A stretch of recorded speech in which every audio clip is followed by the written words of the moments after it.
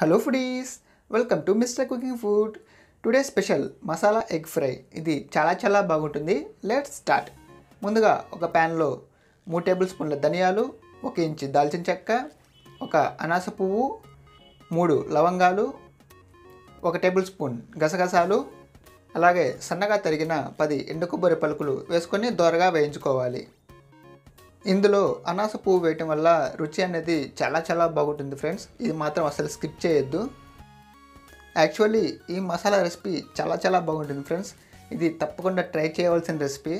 నిజంగా మనం ఒక ముద్ద ఎక్కువే తింటాం ఈ రెసిపీ చేసిన రోజు. ఇలా దూరగా వేయించుకున్న వాటిని ఒక బౌల్లో తీసి పక్కన పెట్టుకొని చల్లారిన తర్వాత మిక్సీలో వేసి మెత్తని పొడిగా చేసుకోవాలి. ఇప్పుడు ఒక గిన్నెలో 5 ఎగ్స్ని బాయిల్ చేసి పక్కన పెట్టేసుకుందాము.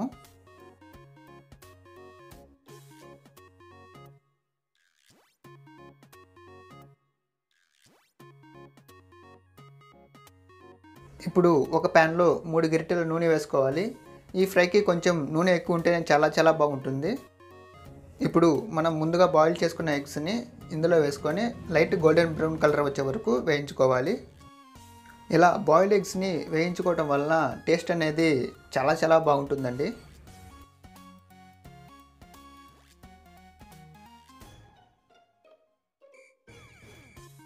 సో ఎగ్స్ అనేవి పర్ఫెక్ట్గా వేగిపోయాయి. ఇప్పుడు వీటిని ఒక బౌల్లో తీసుకొని పక్కన పెట్టేసుకుందాము.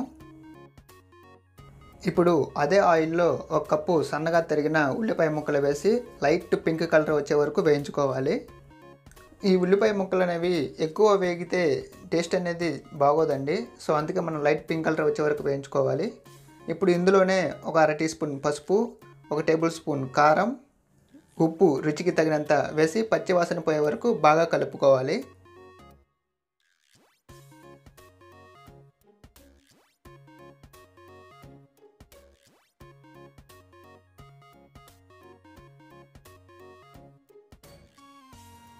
ఇలా అన్నీ బాగా కలిసేటట్టు కలుపుకున్న తర్వాత మనం ముందుగా బాయిల్ చేసుకున్న ఎగ్స్ని నిలువుగా కట్ చేసుకొని పక్కన పెట్టుకోవాలి.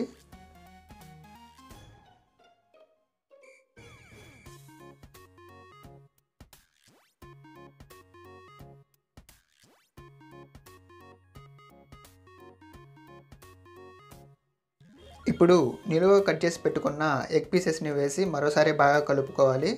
ఇవి నిదానంగా కలుపుకోవాలి, ఎందుకంటే ఇవి చితికిపోయే ఛాన్స్ ఉంది.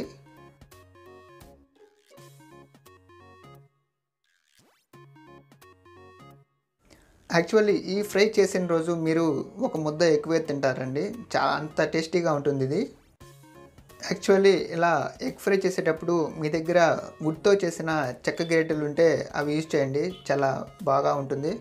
ఎందుకంటే స్టీల్ గరిటెలు మనం యూజ్ చేసినట్లయితే ఇవి ఎగ్స్ కట్ అయిపోయే ఛాన్స్ ఉంది. చూసారు కదా, నేనైతే ఎగ్స్ ఎక్కడ కూడా బ్రేక్ అవ్వకుండా జాగ్రత్తగా కలుపుకున్నాను. ఇప్పుడు మనం ముందుగా పొడి చేసి పెట్టుకున్న మసాలాని అందులో వేసి మరోసారి జాగ్రత్తగా కలుపుకోవాలి. మనం ఈ మసాలాలో అనాస పువ్వు వేసాం కదా, సో అది మనం తినేటప్పుడు ఈ ఫ్లేవర్ తెలుస్తుందండి. చాలా బాగుంటుంది. ఇది చాలా సింపుల్ అండ్ క్విక్ రెసిపీ అండి, చాలా టేస్టీగా ఉంటుంది. మీకు మరో వీడియోలో చెట్టినాడు ఎగ్ ఫ్రై ఎలా చేస్తారో అదొకసారి చేసి చూపిస్తాను. చూసారు కదండి, చాలా సింపుల్గా త్వరగా చేసేసుకునే మసాలా ఎగ్ ఫ్రై ఎలా తయారు చేయాలో. సో ఈ వీడియో కనుక మీకు నచ్చినట్లయితే దయచేసి లైక్ చేయడం మాత్రం మర్చిపోవద్దు, ఎందుకంటే మీరు ఇచ్చే ఒక్క లైకే నాకు ఎనర్జీ లాంటిది. తప్పకుండా ఈ వీడియోని మీ ఫ్రెండ్స్కి షేర్ చేసి సబ్స్క్రైబ్ చేసుకోవడం మాత్రం అసలు మర్చిపోవద్దండి.